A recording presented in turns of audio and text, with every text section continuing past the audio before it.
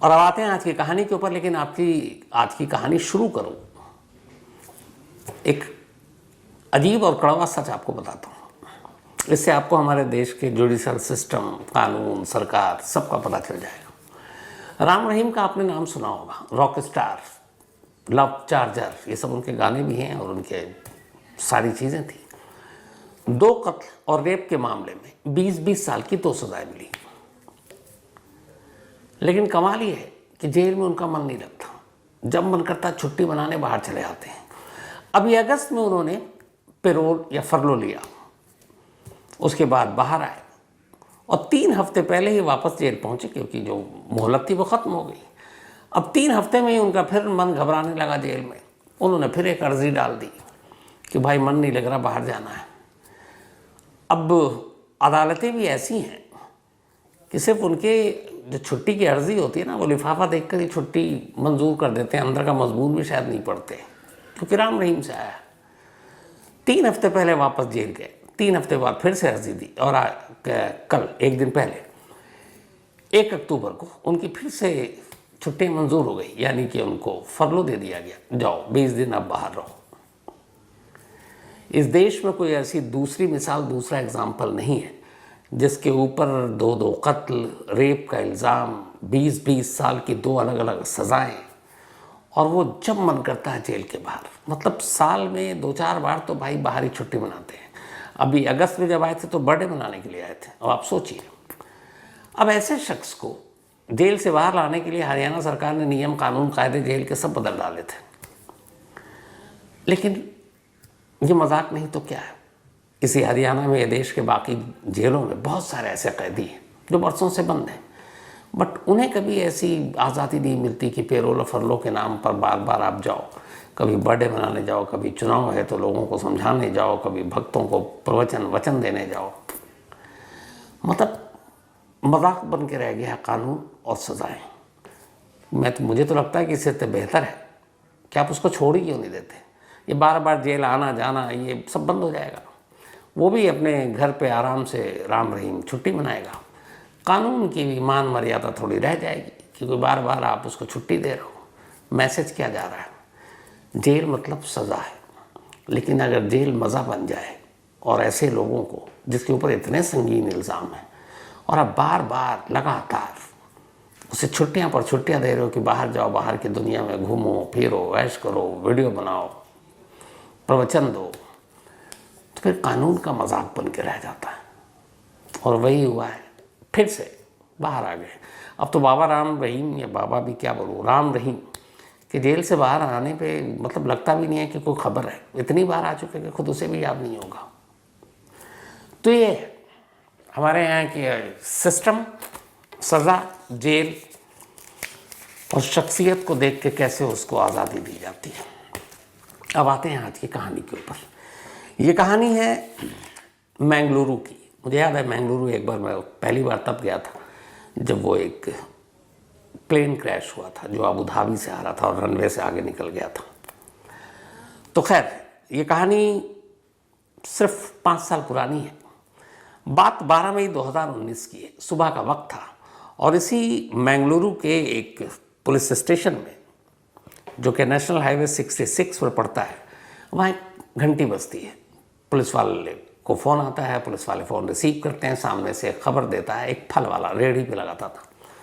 वो कहता है, साहब हमारे यहाँ एक पास में एक पॉलीथीन पड़ी थी, हमने पॉलीथीन उठाकर देखा तो उसके अंदर एक हेलमेट था और उस हेलमेट के अंदर एक कटा हुआ सर।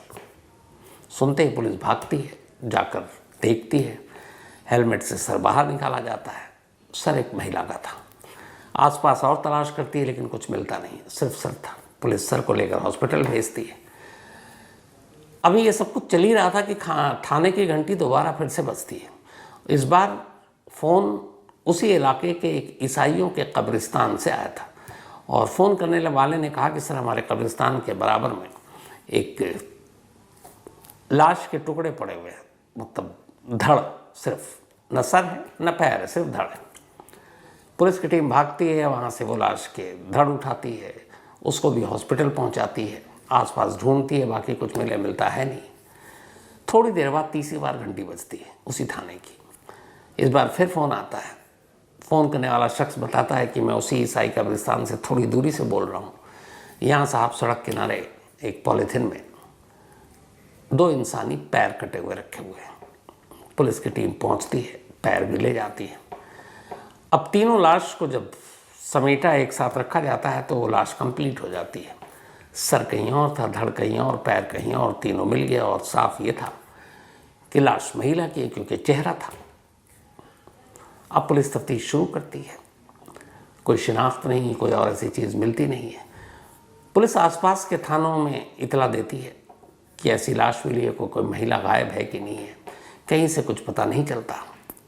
अगला दिन हो जाता है, 12 के बाद अब 13 मई। तभी 13 मई को एक शख्स पुलिस स्टेशन पहुंचता है और कहता है कि साहब मेरी बहन जो है वो पिछले 24 घंटों से गायब है।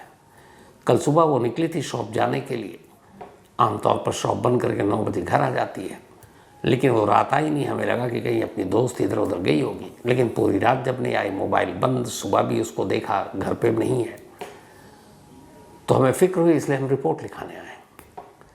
अब जैसे ही पुलिस ने पूछा नाम, तो उन्होंने बताया कि उसका नाम है श्रीमती शेट्टी, शादीशुदा, 39 साल की उम्र। तो पुलिस ने कहा कि अच्छा ठीक है आप चलो। उसको मोर्चरी ले गए। मुर्दा घर में जाकर उन्होंने वो कटा हुआ सर दिखाया। चेहरा देखते ही भाई रोने लगा, कहने लगा यही मेरी बहन है। अब पुलिस के लिए पहली कामयाबी थी कि चलो कम से कम लाश की शिनाख्त हो गई, मरने वाले की पहचान हो गई। पता चला जो शेट्टी थी उनकी अपनी एक इलेक्ट्रॉनिक शॉप थी उसी इलाके में, मैंगलुरु में, और वो अपना दुकान चलाती थी। सुबह जाती थी और रात 9 बजे तक दुकान पर रहती थी, फिर 9 बजे के बाद घर आ जाती थी। शेट्टी की शादी हो चुकी थी, लेकिन बाद में पति से अनबन हो गई और वो पति से अलग रहने लगी, पति अलग चला गया। अब शेट्टी अकेले रहती थी, भाई और बाकी फैमिली अलग रहते थे। बाद में शेट्टी की ज़िंदगी में एक और नौजवान आया जिसका नाम था सुदीप। कभी कभी सुदीप उसके साथ आकर रहता उसी घर में। सुदीप के बारे में उसके भाई को भी पता था कि ये दोनों अच्छे दोस्त हैं। अब लाश मिली है, लाश के टुकड़े देखकर ये लग रहा है कि बड़ी नफरत से किसी ने मारा है। तो पुलिस कातिल की तलाश कर रही है। तो जब भाई से पता चला कि एक पति है जो मनमुटाव की वजह से अलग हो गया, एक प्रेमी है जो पहले रहता था, तो पुलिस का शक सीधे दोनों पर गया, पति पर और उसके दोस्त पर। पुलिस ने उन दोनों को उठाया और पूछताछ की, बट उन्होंने अपने पूरे जो बयान दिए, 12 मई की उन्होंने जो पूरी अपनी बताई कि मैं कहाँ कहाँ था, किस किस वक्त, उन सारी चीज़ों को जब पुलिस ने मिलान कराया तो पता चला दोनों सच बोल रहे हैं। जिस जिस जगह उन्होंने बताया, जब जब जहाँ जिसके साथ थे, वो साथ वाले गवाह भी गवाही दे गए।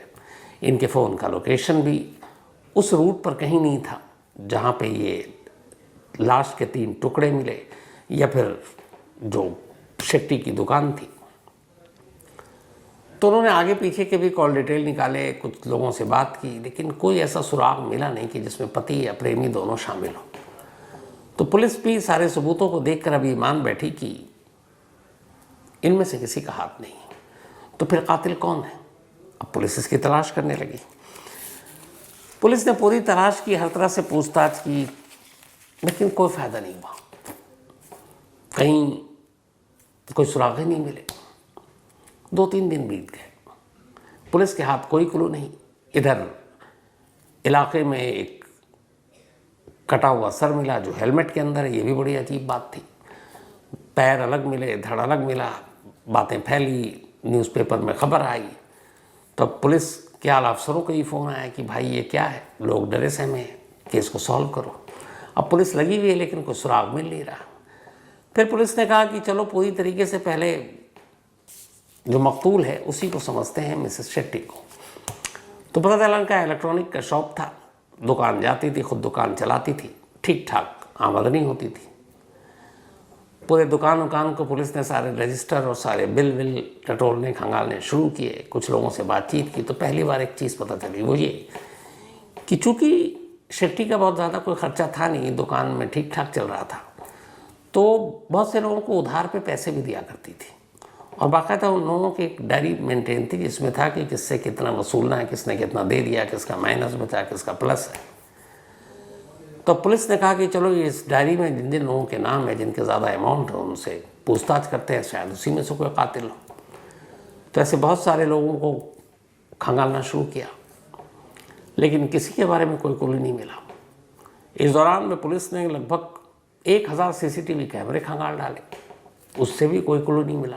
अब कोई ऐसी जानकारी नहीं मिल रही है जिससे श्रीमती शेट्टी के कातिल तक पहुंच सके। हर तरह से पुलिस ने आजमा लिया।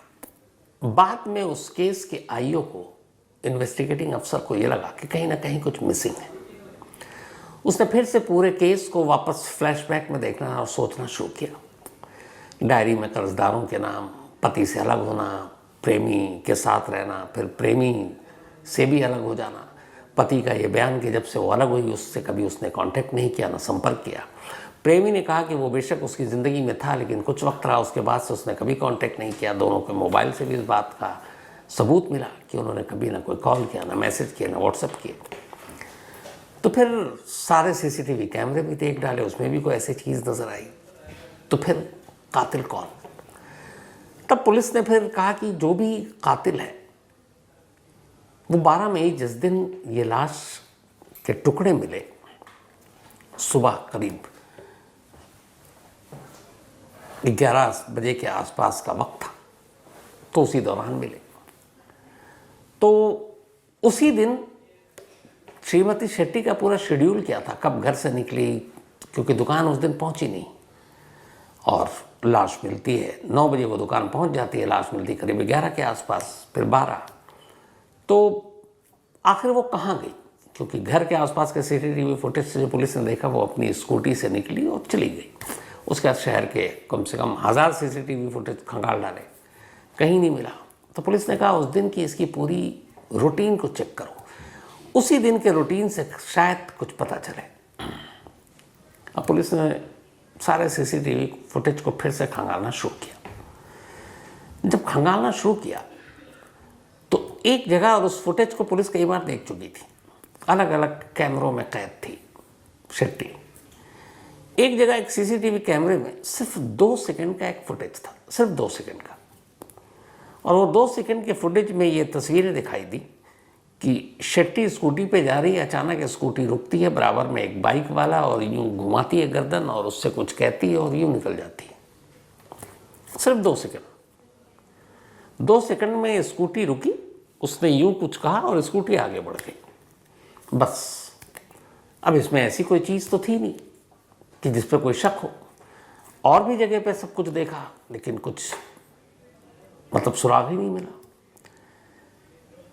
तो फिर ये 2 सेकंड की तस्वीर में ऐसी क्या पहेली हो सकती है जिसको सुलझाया जा सकता? पुलिस को लगा जितने भी कैमरे देखे उसमें से सारी चीज़ें खंगाल मारी, कुछ क्लू नहीं मिला। लास्ट में आकर उसी 2 सेकंड के क्लिप पे पुलिस की नज़र टिक जाती है। पुलिस को लगता है क्लिप है तो 2 सेकंड का, लेकिन चलो इसमें देखते हैं कि आखिर ये शख्स कौन है जिससे सिर्फ उसने स्कूटी रोका, पलटा, कुछ बोला, आवाज़ तो आई नहीं कि क्या बात हुई, और निकल गई। 2 सेकंड। अब उस सीसीटीवी फुटेज में शेट्टी को हटाकर उस बाइक पे जो बैठा था उसका भी चेहरा दिख नहीं रहा, हेलमेट था, लेकिन पीछे से उस बाइक का नंबर सीसीटीवी कैमरे ने रिकॉर्ड कर लिया था 2 सेकंड के उस फुटेज में। उसको जूम करके, क्लीन करके उस नंबर को निकाला गया, और उस नंबर के थ्रू पुलिस को उसके मालिक का पता चला कि वो बाइक जो है वो जोनास सैमसन नाम के एक शख्स की है, जो उसी इलाके में रहता है, और वहीं समंदर किनारे शाम को वो अपने कबाब के ठिया भी लगाता है। रजिस्ट्रेशन नंबर से सैमसन का पता चला। इसके बाद पुलिस उसके घर पहुंचती है। जब वो उसके घर पहुंचती है, तैसी दस्तक देती है, अचानक सैमसन सामने आता है, लेकिन सामने पुलिस को देखकर वो उल्टे पैर भागता है, और भागते ही अंदर का दरवाज़ा बंद कर लेता है, और अब अंदर कुछ करने वाला था। तब तक पुलिस को एहसास हो गया कि कहीं वो डर के हमारे कुछ कर न ले। पुलिस अंदर जाती है, दरवाजे को जबरन तोड़ती है और सैमसन को पकड़ती है। तब तक सैमसन अपनी जान देने की कोशिश कर रहा था। अब पुलिस उसे काबू में करती है, फिर उससे पूछती है कि तुम ऐसा क्यों कर रहे हो। तो सैमसन कहता है कि मुझे उम्मीद नहीं थी कि इतनी जल्दी पुलिस आ जाएगी। फिर पुलिस पूछती है कि श्रीमती शेट्टी से तुम्हारा क्या लेना देना। तब वो बताता है कि मैं एक दुकान है, मैंने उनसे कर्ज लिया, वो कर्ज पे पैसे देती, मैं ब्याज देता हूँ। अब पुलिस ने वो डायरी खोली जिस पे शेट्टी जिन जिन लोगों को पैसे देती थी उनमें एक नाम उसका भी था, लेकिन वो नाम पूरा नहीं था। इसका नाम जोनास सैमसन था, उसमें सिर्फ सैमसन लिखा हुआ था। अब वहाँ इस नाम के बहुत सारे लोग थे। तो पुलिस पूछती है फिर तुमने कत्ल किया? पहले वो इनकार करता है, फिर मान जाता है, फिर वो कहानी सुनाता है। कहता है कि उसने शेट्टी से पैसे लिए थे और उसके आधे से ज़्यादा पैसे उसने लौटा दिए थे। कुछ पैसे उसे लौटाने थे, उसके लिए उसने मोहलत मांगी थी और वो बीच बीच में लौटा भी रहा था, लेकिन वो हमेशा लोगों के सामने बेइज्जत कर पैसे मांगती थी जो लोग पैसे नहीं देते थे। और बोला मेरी अपनी भी एक इज्जत थी। तो कई बार उसने मुझसे कहा, मेरी बीवी के सामने एक दो बार वो घर आ गई और उसने बहुत बुरी तरह से जलील किया और कहा पैसे नहीं दोगे तो ये कर दूंगी वो कर दूंगी। मुझे गुस्सा आया। मेरी बीवी ने कहा कि तुम जो भी करते हो उसके पैसे लौटा दो। तो मैंने ज़्यादातर पैसे लौटा दिए, बस कुछ पैसे बाकी थे।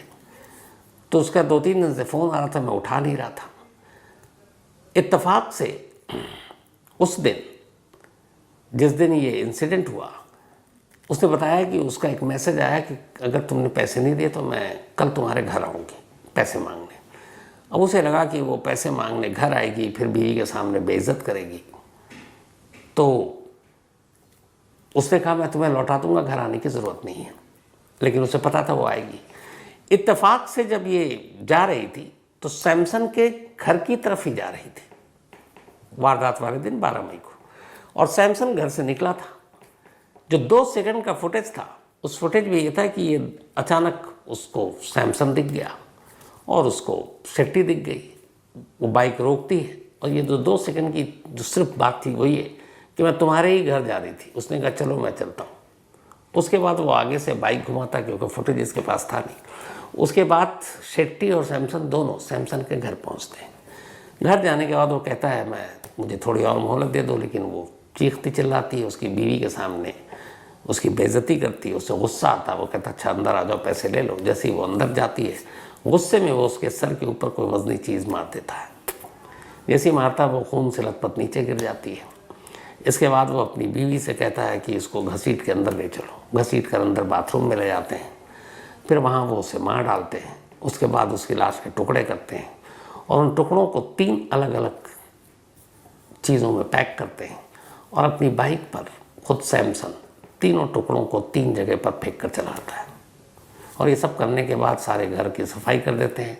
उसकी बीवी विक्टोरिया वो अपने मायके चली जाती है और उसे लगा कि अभी तो पुलिस को पता ही नहीं चलेगा, लाश की शिनाख्त नहीं होगी। लेकिन ऐसा होता नहीं है। 2 सेकंड के एक फुटेज ने इस कत्ल का खुलासा कर दिया। कातिल तक पुलिस पहुंच गई।